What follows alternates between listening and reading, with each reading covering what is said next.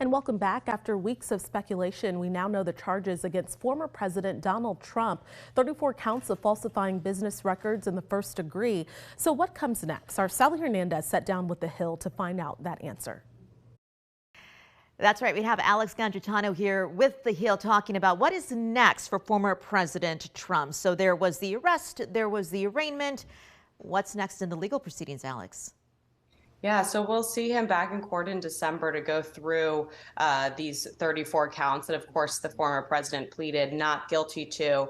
And so that comes right before the 2024 election, right when things are starting to ramp up. We're going to see him, who, of course, is a candidate running again for the Republican nomination, dealing with this legal proceeding. So I think that kind of split screen moment between him being a candidate and him dealing with these court cases and trying to fight his way out of these financial crimes will be really interesting to see come December.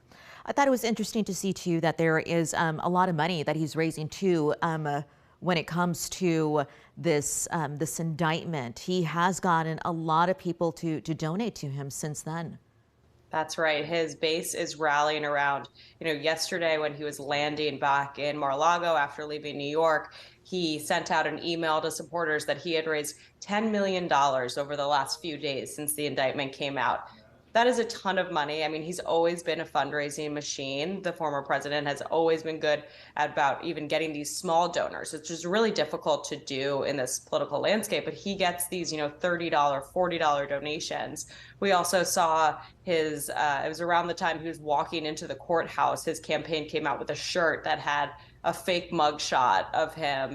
It was going for $47, I think. So they're raising money off of this, and his supporters are loving it, and they're sending him money. So if anything, financially, this is actually helping his campaign so far. As you mentioned, the next really big court appearance will be in December. What's going to happen from here until then? It's a lot of time in between. Any chances that the charges would go away, or is this for sure going to go to trial? Yeah, that's a great question. If they can fight these charges so they don't have to go to trial, if they can try to figure out a way to show some sort of innocence. On the other side of the coin, though, the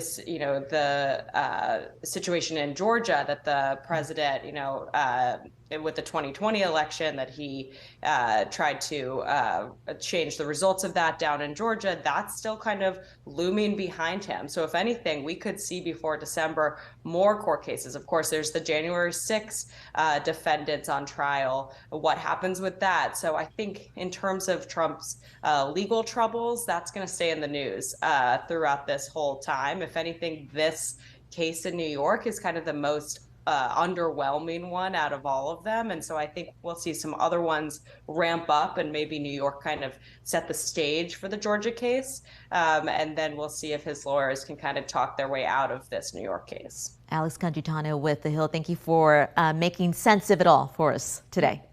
Thank you. Have a good one.